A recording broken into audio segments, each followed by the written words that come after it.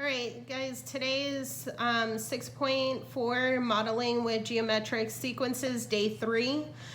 Specifically today, we're going to look at recursive and explicit formulas, but we're going to interchange them. So what we're going to do for the first one, first group of problems, is they're going to give us an explicit formula and we need to change it to recursive. And the second group, what we are going to do is we're going to be given a recursive and we need to change it to explicit. So you need to remember that whenever I'm talking about recursive, the only thing that I need to know is my common ratio, because the previous term is always going to be a to the n minus 1. For explicit, not only do I need the first term, but I also need the common ratio and then raised to the n minus 1. So let's go ahead and begin. For the first one, I have 2 times 5 to the n minus 1. That looks exactly like the explicit formula. Remember again, the only thing that I need for recursive is the common ratio. So in this particular case, my common ratio is 5. So I will put a to the n equals 5 times a to the n minus 1. And that's my answer. For the next one, my common ratio is going to be -3. So I'm going to put a to the n equals -3 times a to the n minus 1. Now, sometimes they're going to give you explicit formulas that look like this. In this particular case, I don't need the 10. The only thing I'm going to be focused on is this number that's in front of the n. The number that's in front of the n is 19. That is what I am adding every single time because this is a positive 19. So in this particular case, I do not have a common ratio, so I'm just going to write a to the n minus 1 and then plus 19. That should be a little one. All right, for the next one, sometimes they will give you just numbers. If you don't see an n at all, my answer for this one is always going to be a to the n minus 1, and that's it. Again, when it gives you into this format, I don't need the 41. The only number that I'm concerned about is the number in front of the n. So that's 5.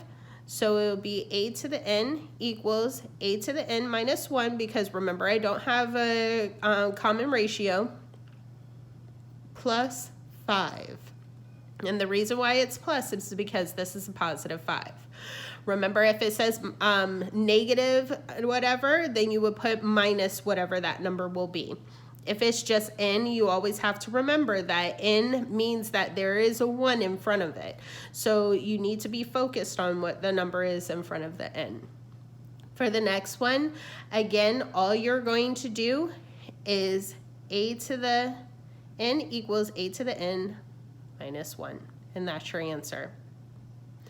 All right, for the next one, this is where I have a recursive formula, but I need to change it into explicit. So not only do I need to know what my common ratio is, I also need to be able to find out my first term. In each and every one of these, they will always give you your first term, so that should make it a little bit easier for you. Now, for the first one, it says that I don't have a common ratio. So if I don't have a common ratio, remember, if I don't have a common ratio, I write it like this. So I'm going to take that -4 and I'm going to put -4 in. And then I need to see what the difference is in between these two. So I'm going to take my calculator. And remember, it's in, I'm taking my 2 and I'm subtracting them. So 27 negative minus 4, that's negative, and it gives me -23. So this is minus 23, and that's my answer. For the next one, I have 5. So I'm going to say 5n, and then I'm going to take 39 and subtract the 5. So 39 minus 5 gives me 34. That's a positive 34. So I'm going to put positive 34. For the next one, I have 16 to the times n. Now I have -5, and I'm going to subtract 16. So that gives me -21. So this is 16n minus 21.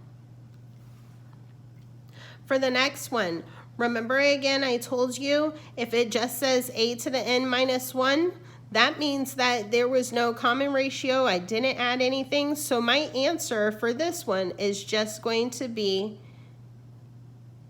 7/4.